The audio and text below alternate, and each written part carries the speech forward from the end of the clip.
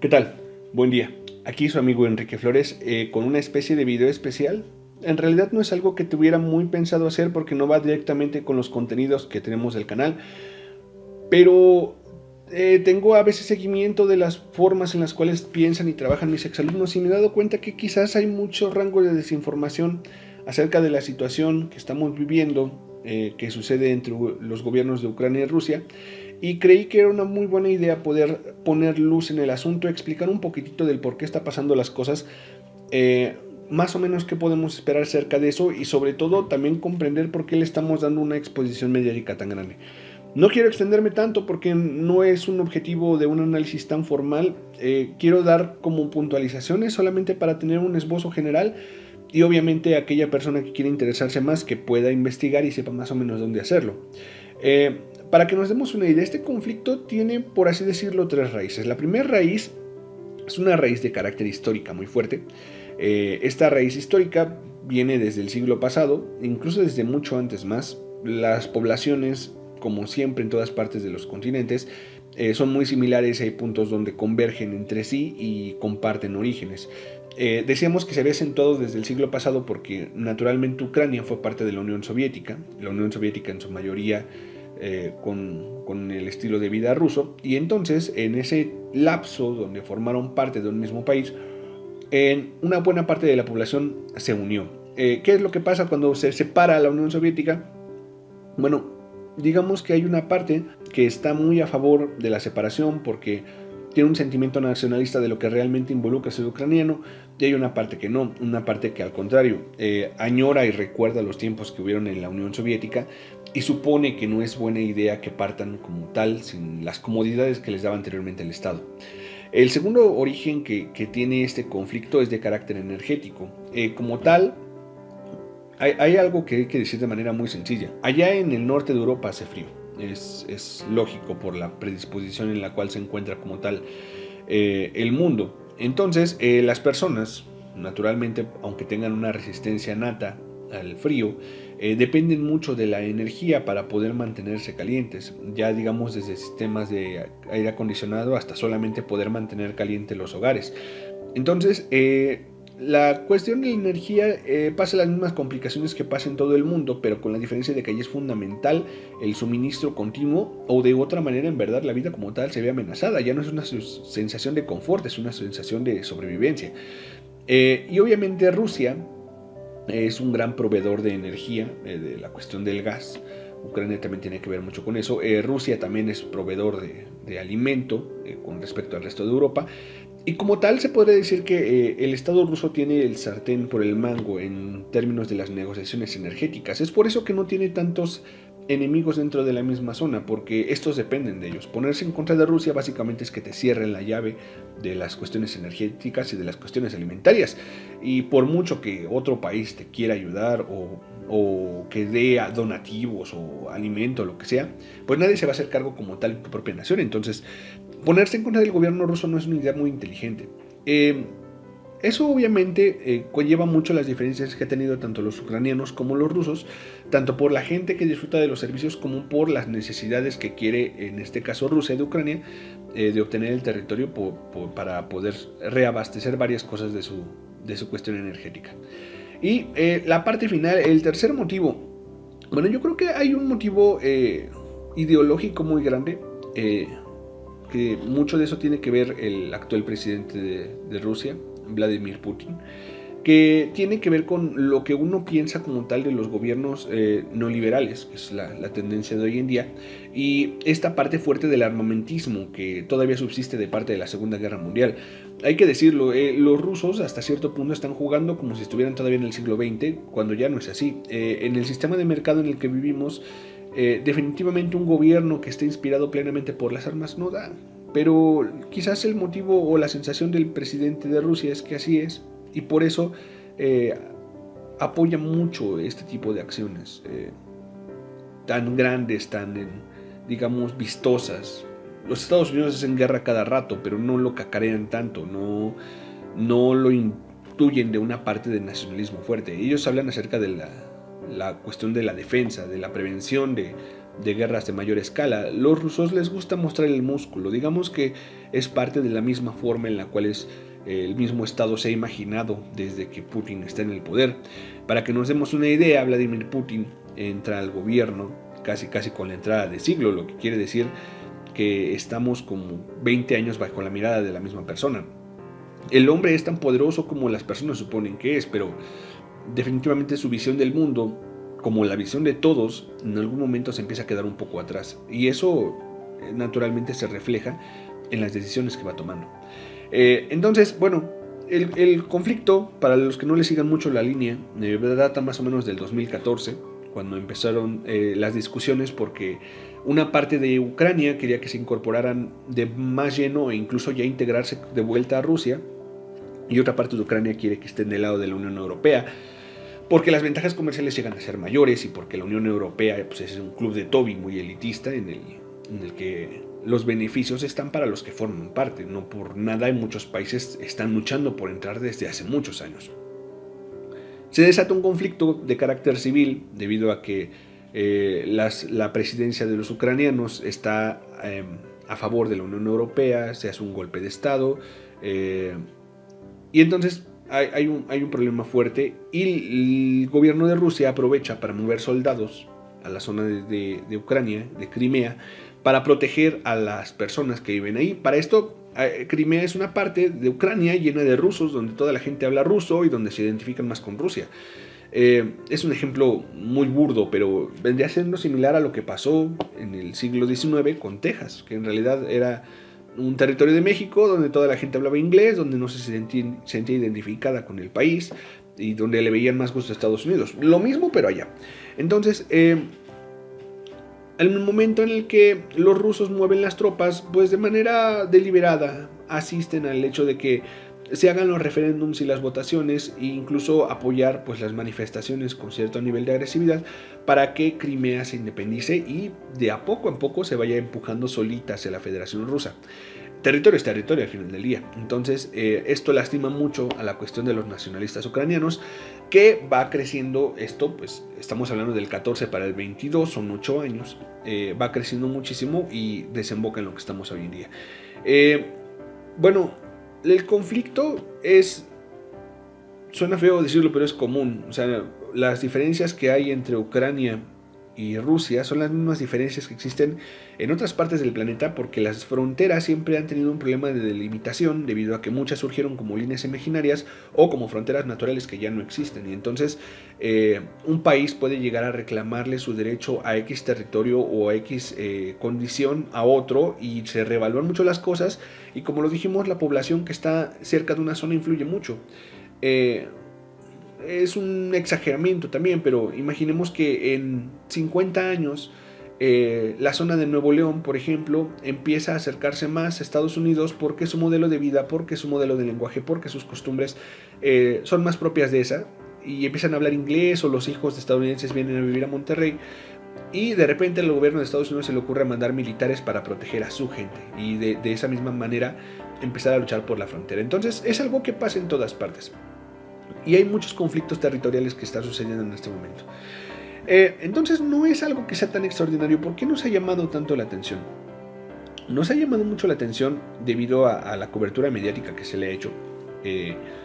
Es muy notorio, por ejemplo, todos los que tengan redes sociales lo habrán visto, la cantidad de imágenes, de referencias, de textos que se hacen con respecto a la guerra en Ucrania. Y todos a favor de Ucrania, ¿no? En esta ocasión el dibujo es claro: Putin y Rusia son los malos, Ucrania son los buenos.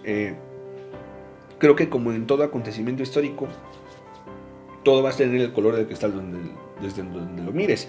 El mundo puede estar condenando a Rusia por lo que está haciendo, y quizás los prorrusos de Ucrania están celebrando esa parte. Entonces creo que este aparato que se ha hecho para poder poner los colores muy en claro, Ucrania blanco y Rusia negro, responde como tal a los intereses de las demás naciones de debilitar a Rusia, por el hecho del papel incómodo que juega, y que en realidad sus acciones están condicionando una zona grande del mundo.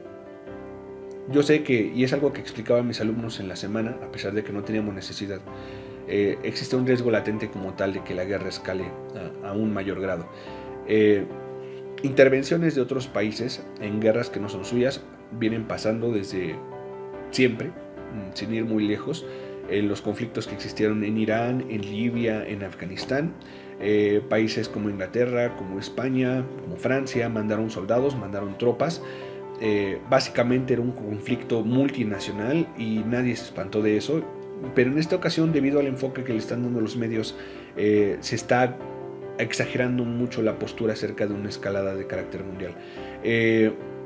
Las guerras mundiales sucedieron porque los contextos eran diferentes, porque había una predisposición diferente con respecto a lo que debería de hacerse y no hacerse, pero actualmente las reglas económicas son los que nos atan al hecho de que no haya un conflicto de esas dimensiones.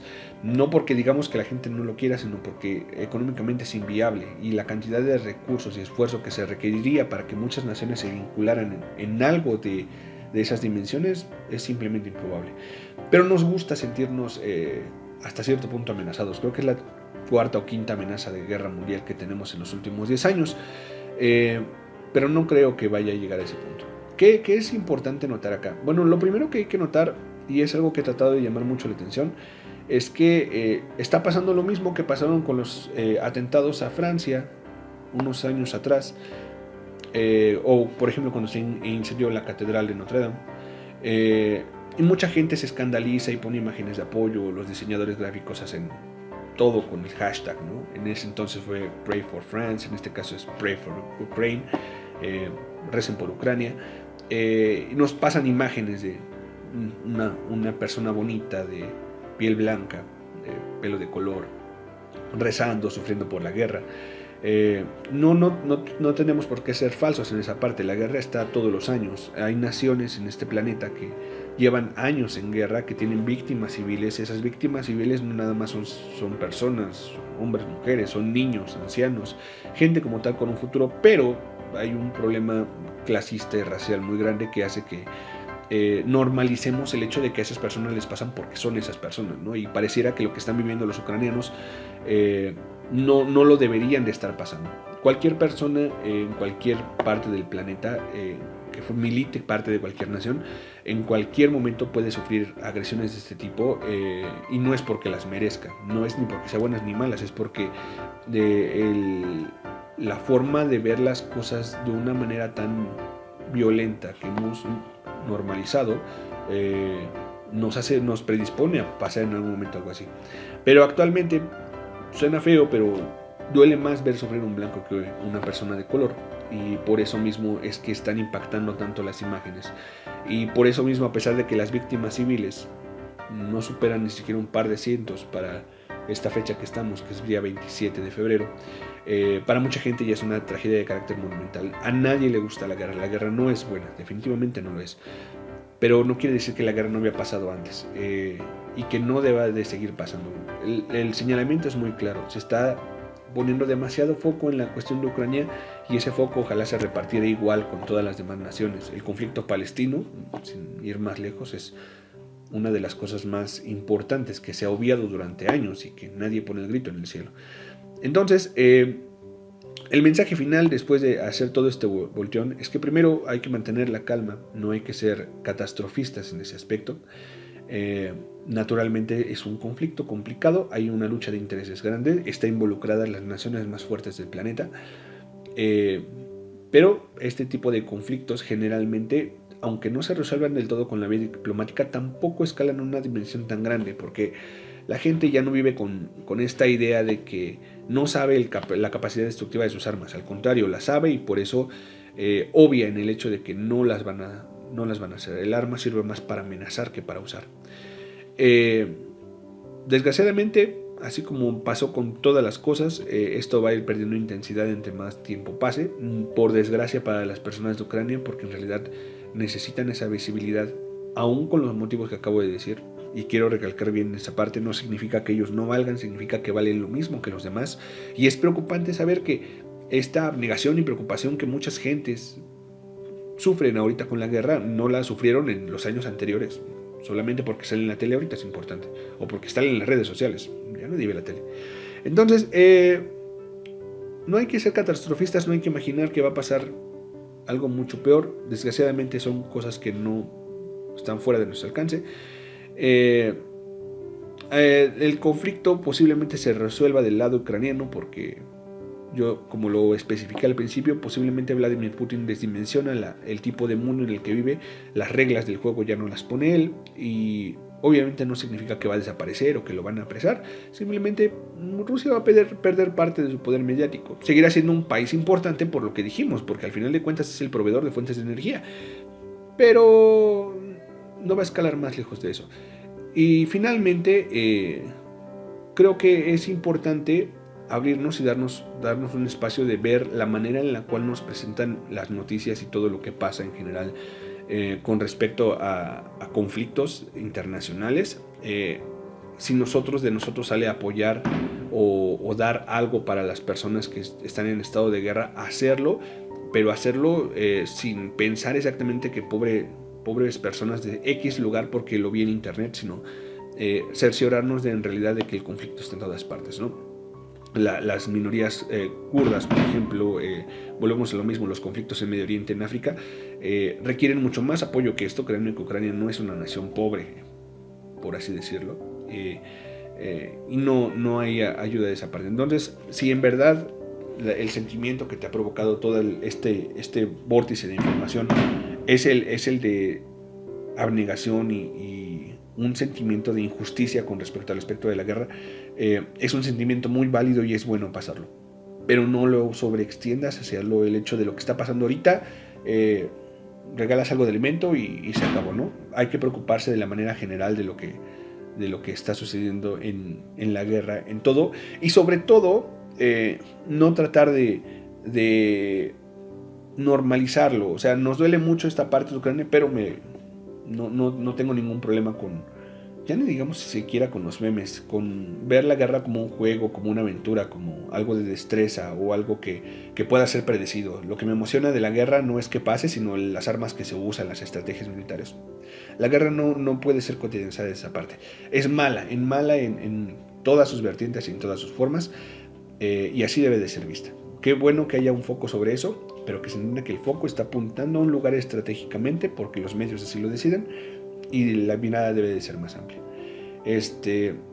Bueno, creo que es todo este monologote. Ojalá que termine de sacar algunas dudas a todos mis queridos alumnos y compañeros y amigos en general del proceso que están viviendo, y que les ayude a mantener la calma. Esta semana, por esta misma razón, no tenemos videos. He tenido un poquito de trabajo. Prefiero que este mensaje se quede como mejor para que podamos tener como un cierto nivel de interpretación al respecto. Y bueno, después estaremos volviendo a nuestras cápsulas. Igual si tienen alguna duda, saben que pueden escribir. Estoy abierto totalmente al debate. No es que todo esto que estoy diciendo sea una percepción meramente personal, es algo que he concluido en función de lo que he investigado y visto, pero tampoco es la palabra fija, la gran verdad. Porque como la historia, como cualquier ciencia social, es algo sujeto a la interpretación, de mero carácter subjetivo por lo cambiante que somos. Un saludo entonces, espero que se encuentren bien, no desesperen y ojalá que esto les ayude a ver que la guerra bajo ninguna dimensión es aceptable. Nos vemos.